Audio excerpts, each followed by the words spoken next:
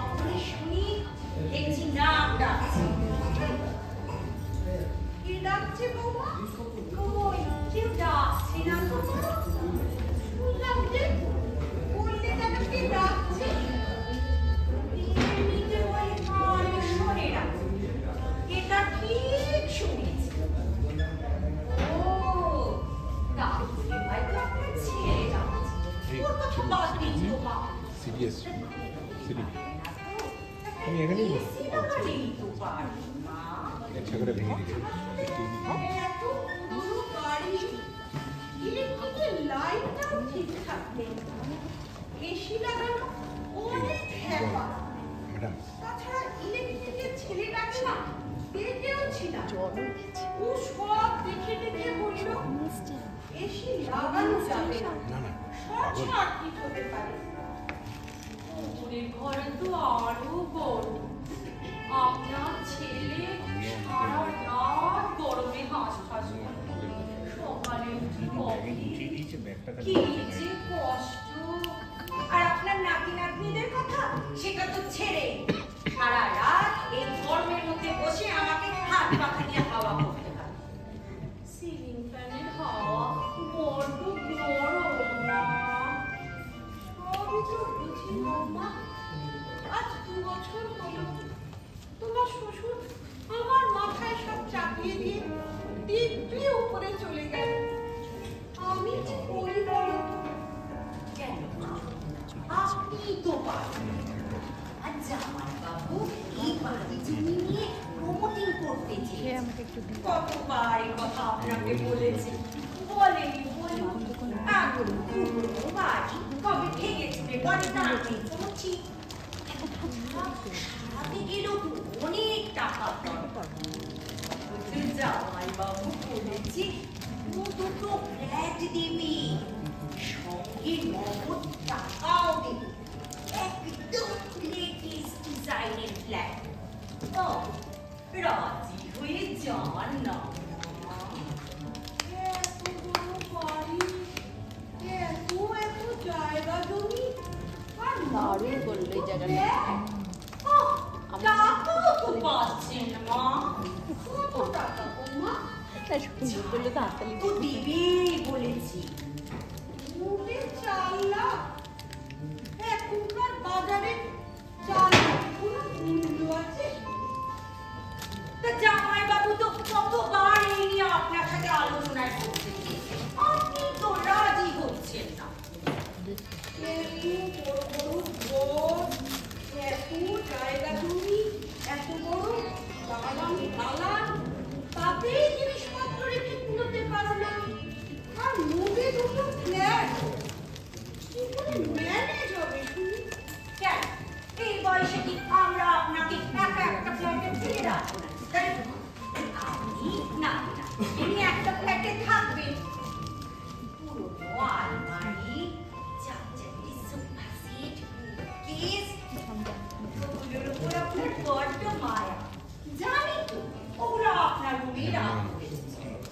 ও মা, চলাফেরা করবো কি করে?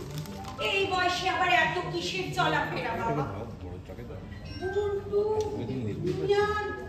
ওরা তো বড় হয়েছে বলো, ওরা কি চাইবে আমার সঙ্গে এক ঘরে দাঁড়াদাঁড়ি করে থাকতে? হ্যাঁ মা, ঠিক চাইবে। ওরা তো ছোট থেকেই ঠাম্মা। আর তাছাড়া এক ঘরে হবে কেন? 3 BHK ফ্ল্যাট। ওরা দুজন দুটো রুম নেবে, আর আপনি আপনার জিনিসপত্র নিয়ে একটা রুমে থাকবেন। সবই যদি তোমরা আমার ঘরে ঢোকাবে, তাহলে তোমাদের ঘরে কি রাখবে? ভেবেছি ইন্টেরিয়ার ডেকোরেশন করিয়ে দেব, পুরোনো কোনো জিনিস ঢোকাবো না ভাবছি। তা আমার ছেলে এসব কথা জানে? আপনার ছেলে?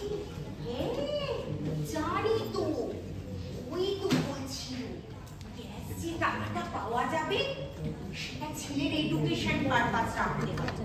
দেখবে ও টাকায় যেন আবার কারোর হাত না পড়ে। আর আমার 2 মেয়ের ভাব, তাদের কথা একবার ভেবেছো? দেখুন মা, যথেষ্ট খরচাপাতি করে ওদের লেখাপড়া শিখিয়েছে। আর তাছাড়া মলিনীর বিয়েতে তো কিছু কম খরচা হয়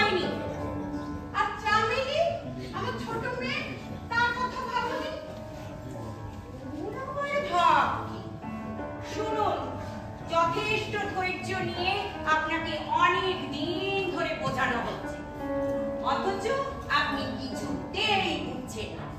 আপনি যদি বোঝেন তাহলে আপনারও মঙ্গল, সাথে আমাদেরও মঙ্গল। তোমাদের মঙ্গল তো না হয় সবকিছু বুঝলুম, আমার আবার কিসের মঙ্গল?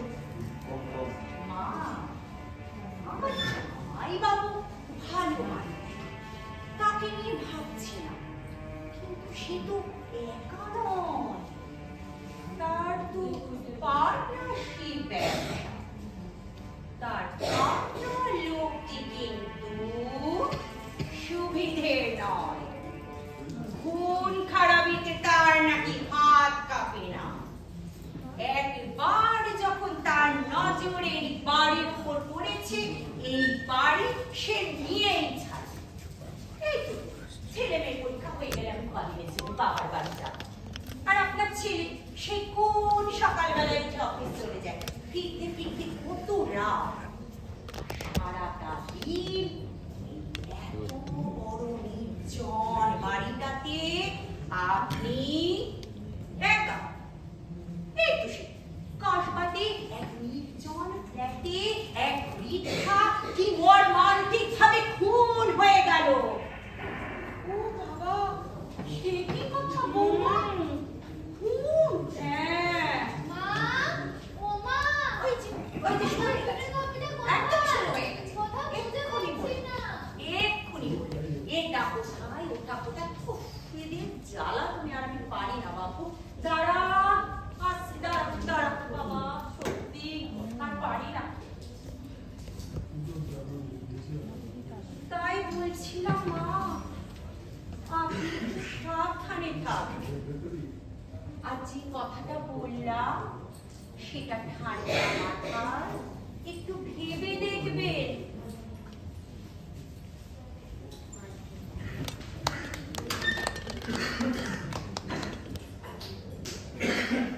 মা, ও মা, হে নলিনী, কখন এলি মা? কারণ এসব বৌদি, বৌদি তোমাকে কি বলে গেল?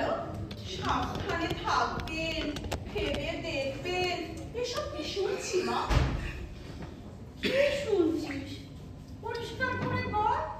হ্যাঁ, আমাদের বাড়ি নাকি প্রমোটিং হচ্ছে। ও বাবা, এসব কথা তোকে আবার কে বললো? আহ মা, ক্রস করো না। যেটা বলছি সেটা একবার বুঝবার চেষ্টা করো। তোমাকে তো আমি আগেই জানিয়েছিলাম, তোমার জামাই এবার সম্ভবত টিকিট পাচ্ছে। একবার যদি জিতে যায়, তাহলে বিল্ডার্স মেটেরিয়াল ডিলারশিপের লাইসেন্সটা পেতে কোনো অসুবিধাই হবে না। সাইড বাই সাইড প্রমোটিং শুরু করেছে।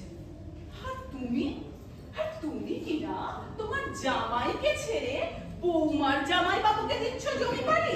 সত্যি আসলে কি জানিস, দীপা বলছিল ওর জামাইবাবু মানুষটা না খারাপ নয়, কিন্তু ওনার যে পার্টনার উনি নাকি খুব কুমার।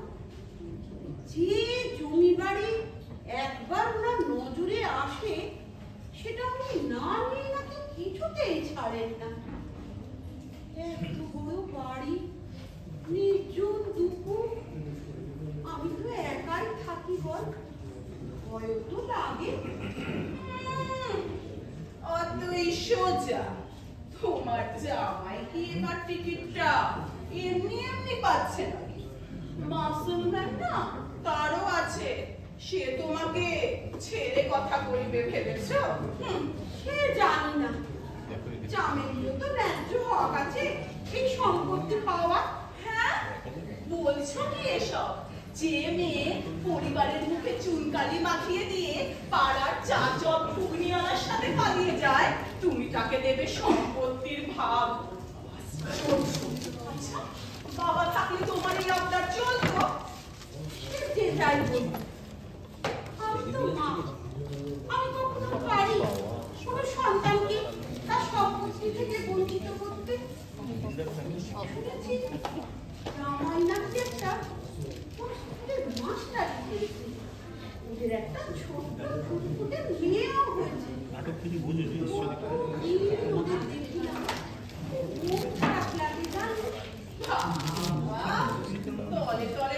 দেখছি তুমি ওদের সব খবরই রাখো। আর একটু রাখো।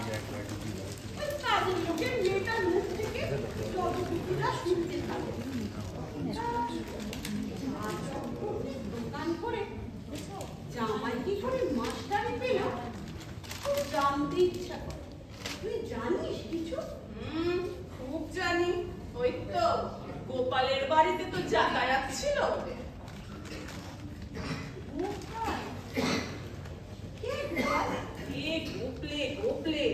গোপাল নস্কর, পার্থর ঘনিষ্ঠ। চাকরিটাও নাকি আর থাকবে। কি সব গোলমেলে ব্যাপার চলছে। নাতনিটা বড্ড ছোট তো, খুব মন খারাপ লাগে। আর এই জন্যই তোমার একেবারে ওদের জন্য দরদ একেবারে উতলে উঠছে। আর এই জন্যই তুমি ওকে দিতে চাইছো সম্পত্তির ভাগ। আরে যখন পালিয়ে গিয়েছিল তখন তো লজ্জায় মুখ দেখানো দায় ছিল।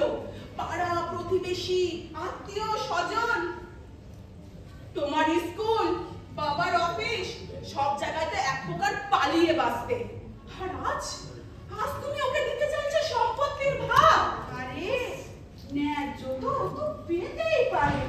শোনো মা, তোমার জামাই কিন্তু এগুলো শুনলে তোমাকে ছেড়ে দেবে না। ও এমনিতে ভালো মানুষ, কিন্তু রেগে গেলে না খুন করতেও পিছপা হয় না। আজ আমি বেরোচ্ছি, তুমি ভেবে দেখো তুমি কি করবে। যত সব আবার খুন। একটা মানুষ আমি কতবার খুন হব?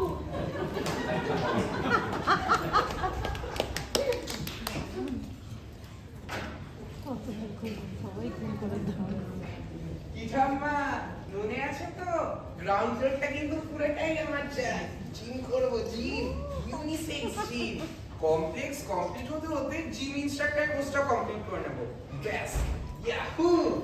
Hi, the ground floor is satisfied those. Then I will occupy the first floor. I will open my own beauty parlor. It will be also unisex. কি মজাটাই না হয় বল, তোর জিম আমার পার্লার। তোমাকে ভালো লাগছে না? তুমি কিছুই বলছো না। ভালো লাগছে তো, আমি তো শুনছি তোমাদের কথা। আমি দেখছি তোমাদের কল্পনা শুধু কত দূর ওড়ে।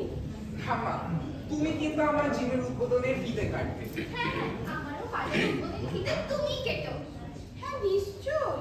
দাদু ভাই, দিদি ভাই, আমি তো শুধু কাটার জন্যই বসে আছি। দেখো যেন আবার নিজেই কেটে পড়ো না। বয়স হয়েছে, আমাদের ঝুলিয়ে দিও না কিন্তু। কি এমন বয়স হয়েছে বলতো আমাদের ঠাম্মা? সবে তো 4 বছর হয়েছে হাই স্কুল থেকে রিটায়ার করেছে আমাদের ঠাম্মা। স্কুলে পড়া হেডমিস্ট্রেস ছিল। সবাই ভয় পেত আমাদের ঠাম্মাকে। তোমরা আমাকে ভয় পাও নাকি? এ বাবা, না না, আমাদের ঠাম্মা এত ভালো, আমরা ভয় পাবো কেন? তোমরা কোথাও যাচ্ছ বলে মনে হচ্ছে। কোথায় যাচ্ছ?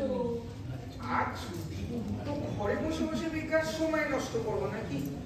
যাই বন্ধুদের সাথে আড্ডা মেরে আসি, ভালো টাইম পাস হবে। বাই ঠাম্মা। এই ভাই দাঁড়া, আমরা বেরোবো। ঠাম্মা, আমি না একটা বন্ধুর বাড়ি যাচ্ছি, দিয়ে ওকে নিয়ে পার্লার যাবো। দেখো আগে থেকে সব বুঝে রাখতে হবে, বলো। আসি গো, টাটা। সাবধানে যেও, সময় মতো ফিরো কিন্তু। এতক্ষণ ধরে বক বক করতে করতে কত বেলা হয়ে গেল। চান হয়নি, পুজো হয়নি। ও, একটা জরুরি ফোন সেরে নি।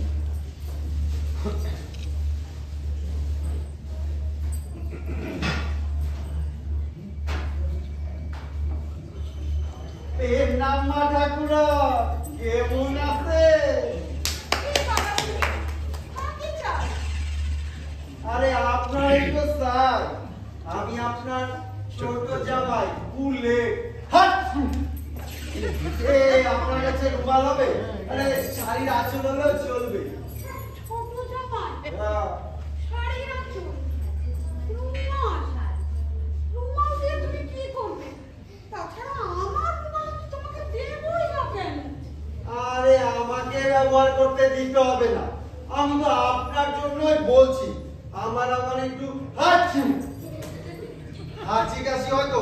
এই আপনি রুমালটা তাড়াতাড়ি নাকে চাপা দেন তো। এই মরেছে, কি জ্বালা, আমার বয়স হয়েছে, এসব হাঁচি কাশি খুব ছোঁয়াচে। যাও যাও যাও, এখন এখান থেকে যাও, তোমাকে চিনলাম না, জানলাম না, আর আজ হাঁচি কাশি নিয়ে চলে এসেছো। হ্যাঁ বাচ্চা, তুমি নাকি একটা মাসি বাড়ি পেয়েছো? হ্যাঁ, তা সেখানেও কি এরকম হাঁটো নাকি? আমি ওই একদিনই তো হেঁটেছি, আর একদিনই এসেছি, প্রথম দিন হাঁচি। স্কুলের হেডমাস্টার আমার এই হাঁচি কাশি দেখে বলেছে তোমাকে আর স্কুল আসতে হবে না, মেডিকেল লিভ নাও। তাই যতদিন চাকরি মেডিকেল লিভ। উরি বাবা, এও আবার হয় নাকি? হ্যাঁ হয়। যতদিন চাকরি ততদিন মেডিকেল লিভ? এ তো কোনোদিন শুনিনি বাচ্চা। বেশ বেশ বেশ, বেঁচে থাকো। না আমার জন্য কি জন্য এসেছো? হকের পাওনা গন্ডা বুঝতে, সম্পত্তির ভাগ চাই।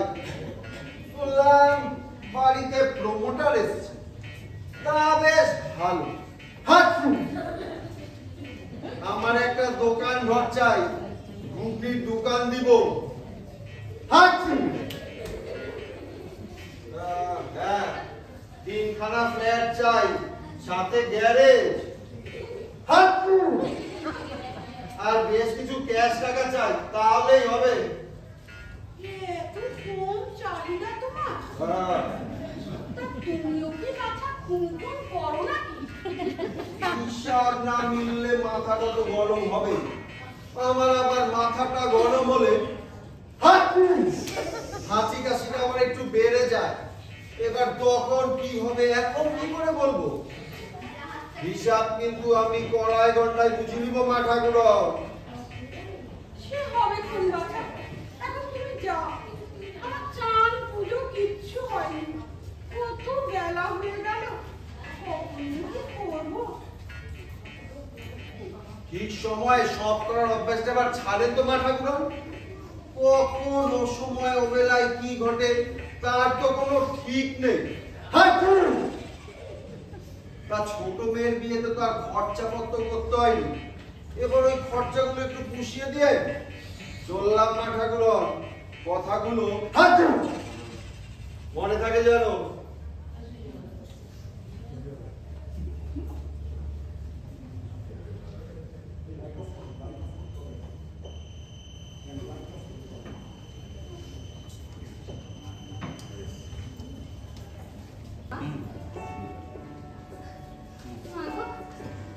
আজকে কি আনন্দ হচ্ছে তোমার কি করে বলে বোঝাই।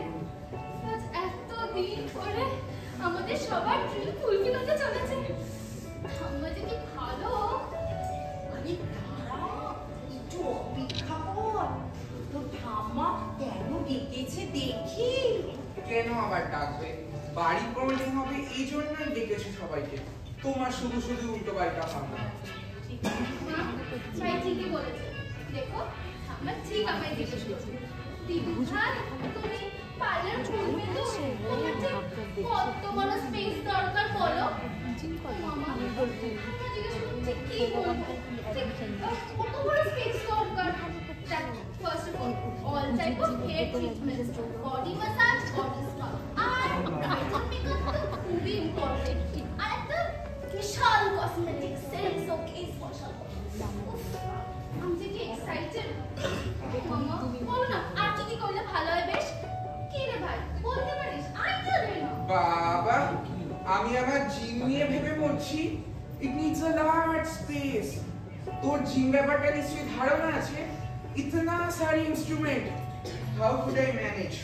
আই ডোন্ট নো দি ভাই। মম, প্লিজ অ্যাডভাইস মি। আরে দাঁড়া, এইসব নিয়ে না তোর বাবার সাথে একটু আলোচনা করলে ভালো। সে যাক, আজকে ভাবনা হয়ে যাক, তারপরে নয় একদিন বসা যাক। তোর জিম এসব করতে তুমি তো বিরাট লাইন লাগবে। ঠাম্মা মনে হচ্ছে আমাকে জিম করার জন্য বেশ কিছু টাকা অফার করবে, কারণ একটা জিম স্টার্ট করতে তো হ্যাভক খরচ। ঠাম্মা জানে তো।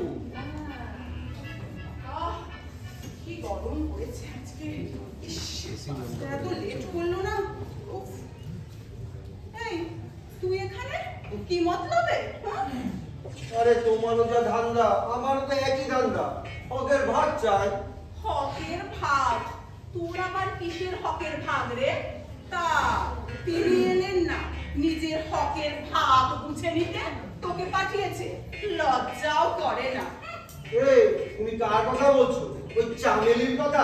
ও কি বুঝবে হকের ভাগের কথা? যা তো বুঝে নিতে হবে, আমায় বুঝে নিতে হবে। দেখ ওই সব দলে দলে আসছে ভাগ নিতে, এমনি সময় তো কারো দেখা পাওয়া যায় না। মা ছাড়ো তো। শোন, তুমি কিন্তু আমার পার্লারে ফার্স্ট কাস্টমার হবে, কিন্তু পয়সা নেবো। আরে হ্যাঁ দেবো। আমি তো আগে বাবাকে জিমে ঢুকাবো, রোজ অফিস থেকে এসে আগে 1 ঘন্টা জিম করবে। তাই না বটে, কে বলে গাছের কাঁঠাল আর লোকেদের।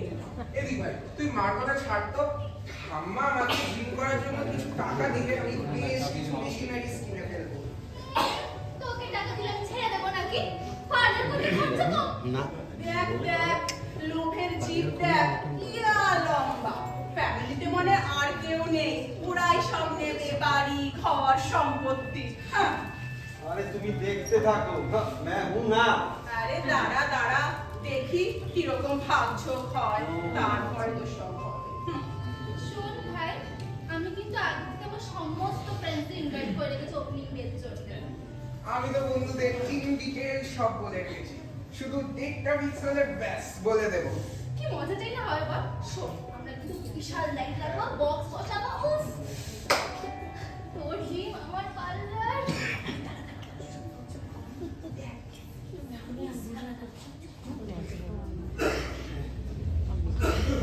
তোমরা সবাই এসে গেছো দেখছি। কি ব্যাপার মা, আমাদের সবাইকে ডেকেছেন? আপনার ছেলে তো আজকে অফিসে, ও আসতে পারবে না বলে আমাকে পাঠিয়ে দেবে। কোনো শৈশবের ব্যাপারে ডেকেছেন মা? বাবা মা শুধু বুদ্ধি উদয় হলো তাহলে। শুধু শুধু তুমি 3 মাস নষ্ট করলে।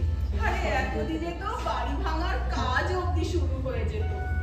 তা মা কততে রফা করলে? 60-40?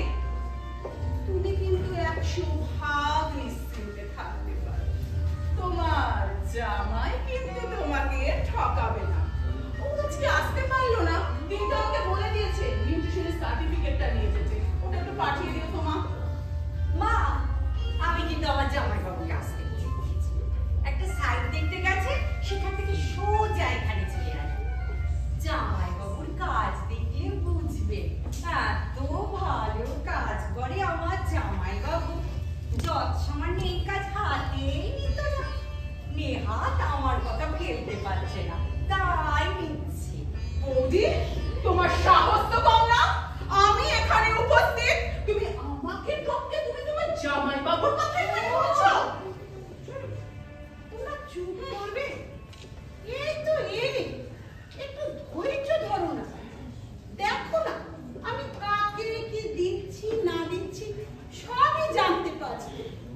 আমি একজনকে ডেকেছি, উনি এসে যা বলার তোমাদের বলবেন। কাকে? হ্যাঁ, তুমি কাকে ডেকেছো? আমাদের মাঝখানে থার্ড পারসন কেন ঢুকবে? বল, কাকে ডেকেছো? বলো আমায়, কাকে ডেকেছো? তোমার ওই পিয়ারের বৌমার জামাইবাবু তো? No, never. চুপি সারে সমস্ত সম্পত্তি হাতানোর চেষ্টা চলছে। এ কিন্তু আমি মানবো না বলে দিলাম। মা তুমি দেখে নিও। আমার জামাইবাবুর কারো সম্পত্তি হাতিয়ে নিতে বয়ে গেছে। জামাইবাবুর কাজ এত ভালো, তাই মাকে বলছি না। ওই যে এত ছোট কাজ জামাইবাবু করতে মাকে একা পেয়ে সমস্ত সম্পত্তি জমানো হচ্ছে। বুঝি ছেলে বাড়ি জপালে জপছে।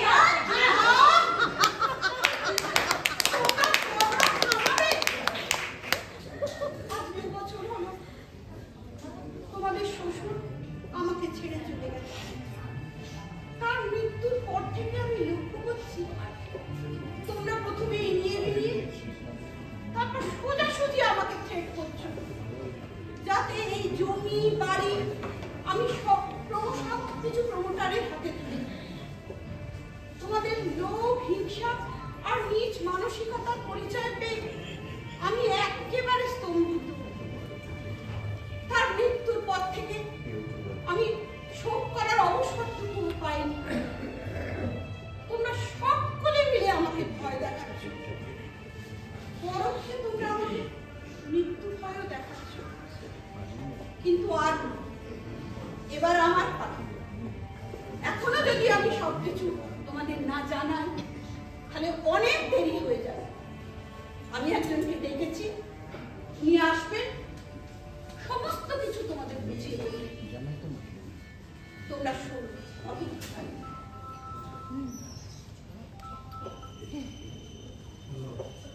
হ্যালো, হ্যাঁ আপনি কত দূর? আপনি চলে আসুন। হ্যাঁ হ্যাঁ হ্যাঁ হ্যাঁ আপনি চলে আসুন। ঠিক আছে। অর্থপ্রভা ম্যাডাম নিশ্চয়ই আছেন? হ্যাঁ আছি, আপনি ভেতরে আসুন।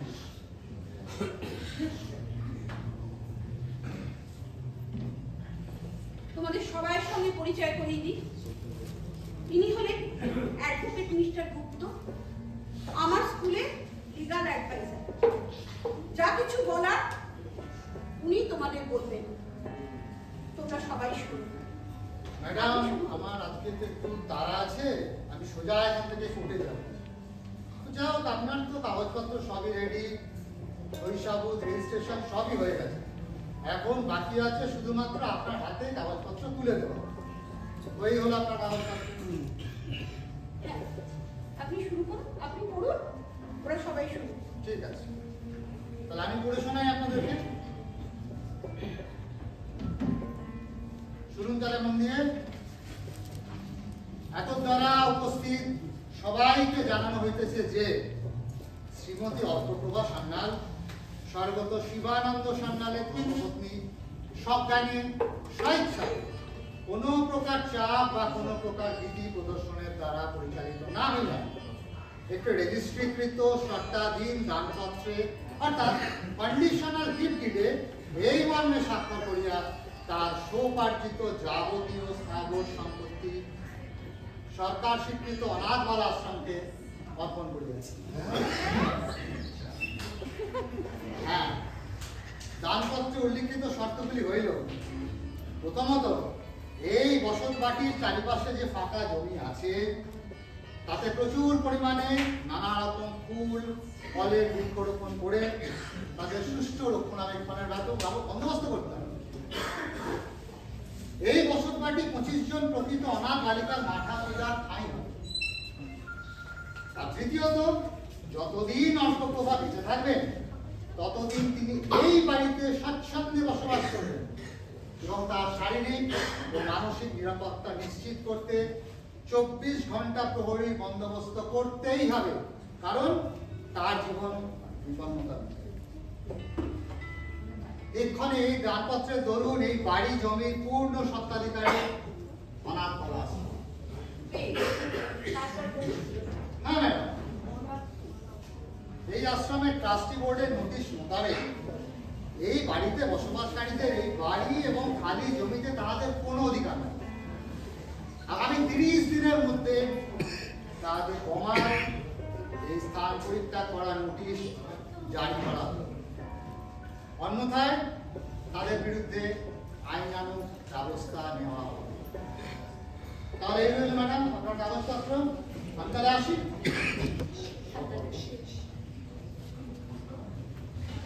এই যা, এসব তো ফসকে গেল।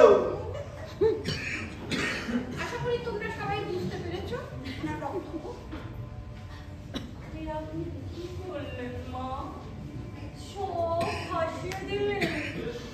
মা, এ কি তোমার উচিত কাজ হলো মা? ছি ছি ছি। এই আমার কিন্তু ভীষণ মাথা গরম হয়েছে, অনেক হাঁচি আসছে। সবাই রুমাল বের করো তো। যেখানে সেখানে। তাহলে আমাদের কি হবে ঠাম্মা? আমি যে সব বন্ধুদের আসতে বলেছি।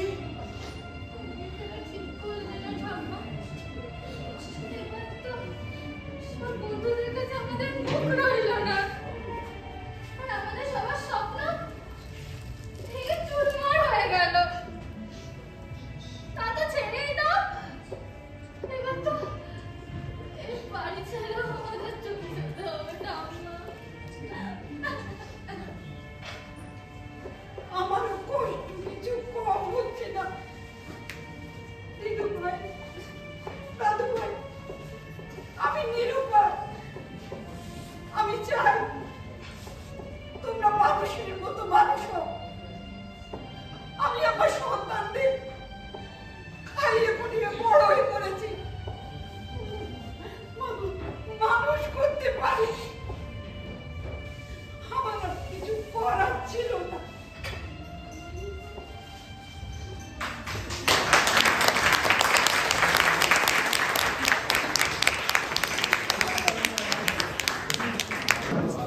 দেখলাম মার্লিন ও ম্যাক্সিমাম চলে যাচ্ছে ও চলে যাচ্ছে যাক তাহলে পেলে পেলে যা তো একটাই কাজ নাটক থ্রেড সমাপ্ত হলো।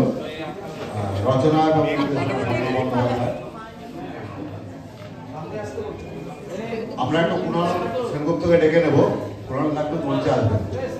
তার আগে স্বপ্ন বন্দ্যোপাধ্যায়কে বলবো একটু অভিনেতাদের সাথে একটু পরিচয় করিয়ে দেওয়ার জন্য। নমস্কার, আপনাদের কেমন লেগেছে? প্রত্যেকেই স্বস্বক্ষেত্রে একটু ব্যস্ততার মধ্যে থাকে, কেউ চাকরি করে, কেউ নানান রকম ইয়ে করে, তার মধ্যে থেকে একটু রিহার্সাল করে টরে একটা যাই হোক করেছে। আর আমি এদের পরিচয় করিয়ে দিচ্ছি। আগে আমি শ্রেয়া ঘোষ। পীযূষ সরকার। আমি জয়িতা রায় দে।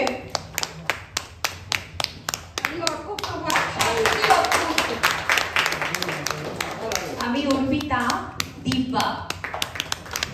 উত্তরক মজুমদার। আমি উকিল বাবু অশোক বিশ্বাস।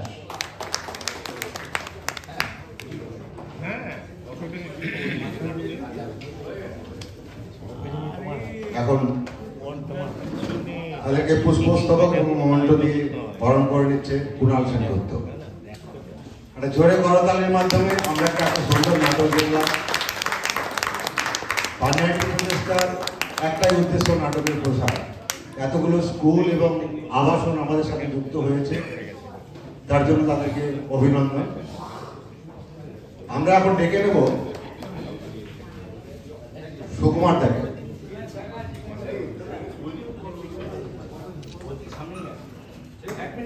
একটু হোল্ড করুন।